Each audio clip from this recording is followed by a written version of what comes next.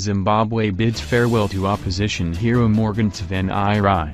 Thousands of Zimbabweans gathered Tuesday to bid a final farewell to opposition veteran Morgan Tsvangirai, who was one of Africa's most globally admired politicians and lived to see the fall of his political nemesis Robert Mugabe.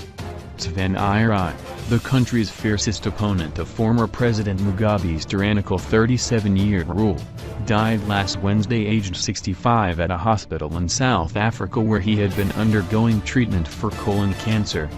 His body was flown to the burial ceremony aboard a military helicopter, accompanied by his mother Mbuya Tsvangirai. Thousands of mourners gathered for the burial at Tsvangirai's Bureau rural home, 220 kilometers, 135 miles, south of Harare. Many people in the crowd blew whistles and wore red shirts emblazoned with Tsvangirai's portrait, some weeping openly. Tsvangirai's dreams of unseating Mugabe through the ballot box were dashed at several elections. Kenyan opposition leader Raila Odinga, attending the event, condemned political oppression in Africa as he addressed supporters of Tsvangirai whose electoral ambitions, like Odinga's, were thwarted at controversial polls. Africa is littered with elections which are rigged, Odinga told the crowds. Morgan's election victory was stolen. Tsvangirai beat Mugabe in the first round of presidential polls in 2008 but narrowly fell short of the total required to defeat Mugabe outright, according to the official vote count. Tsvangirai pulled out of an election runoff following violence which, he said, claimed the lives of at least 200 of his supporters. Odinga insists he was the rightful winner of general elections in Kenya in August, which extended President Uhuru Kenyatta's rule.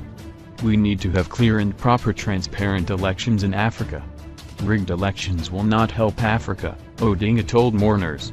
Morgan's election victory was stolen a year after mine was stolen in Kenya, Odinga said, referring to the 2007 elections which Odinga alleges were rigged to ensure Kenyatta's victory. Tsvangirai was a tenacious opponent of the ruling ZANU-PF party's four-decade hold on power. Following the 2008 election violence, he was forced into a power-sharing government with Mugabe, who was ousted last year following a military takeover. He agreed to sacrifice his victory in order to save Zimbabwe. He became one of the leading icons of the second liberation of Africa, Odinga said, describing Tsvangirai as my dear brother and a hero. A great African. Zimbabwe is due to hold crucial general elections by July and the country's new president Emmerson Mnangagwa has pledged they will be free, fair and credible, in honor of Tsvangirai. After being repeatedly beaten and jailed by the regime, Tsvangirai became a symbol of resistance to the ruling ZANU-PF's authoritarianism, entrenched since Zimbabwe broke from its colonial master Britain in 1980. We want to thank Morgan Tsvangirai for fighting for our rights. He was a humble man, a man who was loved by people, said Christopher Chikwadi, a 70-year-old resident of Tsvangirai's village. We will remember him forever. Former opposition leader Arthur Mutambara, who served as Tsvangirai's deputy in the power-sharing government, said Tsvangirai was Zimbabwe's rightful president.